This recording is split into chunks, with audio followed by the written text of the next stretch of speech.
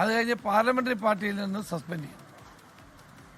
ഇത് കേരളത്തിലെ മറ്റൊരു രാഷ്ട്രീയ പാർട്ടിയും സ്വീകരിക്കാത്ത നടപടികളാണ്.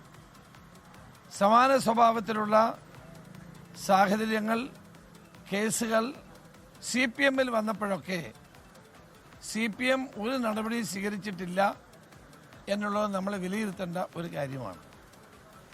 ഇപ്പോൾ രാഹുൽ മാക്കൂട്ടത്തിൻ്റെ മായി ബന്ധപ്പെട്ട വേറെ ചില പരാതികളും വരുന്നുണ്ട്. അദ്ദേഹത്തിൻ്റെ മുൻകൂർ ജാമ്യവുമായി ബന്ധപ്പെട്ട കേസ് കോടതി നിൽക്കുകയാണ്. കോടതി ഇന്ന് വിധി പറയുമെന്ന് കരുതുന്നു. ഞങ്ങൾക്ക് ആരെയും സംരക്ഷിക്കേണ്ട കാര്യമില്ല. ഈ വിഷയത്തിൽ എൻ്റെ നിലപാട് തുടക്കം മുതൽ എന്താണെന്ന് കേരളത്തിലെ ജനങ്ങൾക്കും മാധ്യമങ്ങൾക്കും അറിയുന്നതാണ്. അപ്പോൾ കോടതി എന്താണ് തീരുമാനമെടുക്കുന്നതെന്ന് അറിയട്ടെ. അത് കഴിഞ്ഞ ശേഷം KPCC പ്രസിഡന്റ് എല്ലാ നേതാക്കന്മാരുമായി കൂടിയാലോചിച്ച് ഈ കാര്യത്തിൽ ഒരു തീരുമാനം എടുക്കും എന്നുള്ളതാണ് ഞാൻ പൂർണ്ണമായി വിശ്വസിക്കുന്നത്. പറഞ്ഞു കഴിഞ്ഞിട്ടുണ്ട്. അപ്പോൾ ഞാൻ ആദ്യം പറഞ്ഞു, ഞങ്ങൾക്ക് ആരെയും സംരക്ഷിക്കേണ്ട കാര്യമില്ല.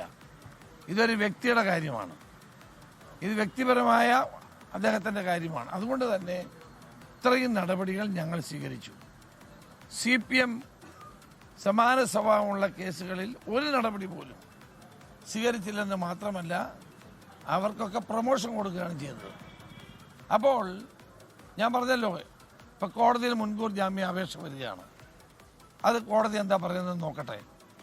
അത് കഴിഞ്ഞ ശേഷം പാർട്ടി നേതൃത്വം അക്കാര്യത്തിൽ യുക്തമായ നടപടി എടുക്കും എന്നാണ് എൻ്റെ വിശ്വാസം. ലോകത്തെവിടെയായാലും ഏത് സമയത്തും 24 വാർത്തകളും ഓഗ്മെന്റഡ് റിയാലിറ്റി പാക്കേജുകളും എക്സ്പ്ലെയിനറുകളും വിശദമായി കാണാൻ ഞങ്ങളുടെ YouTube ചാനൽ നിങ്ങൾക്ക് സബ്സ്ക്രൈബ് ചെയ്യാം.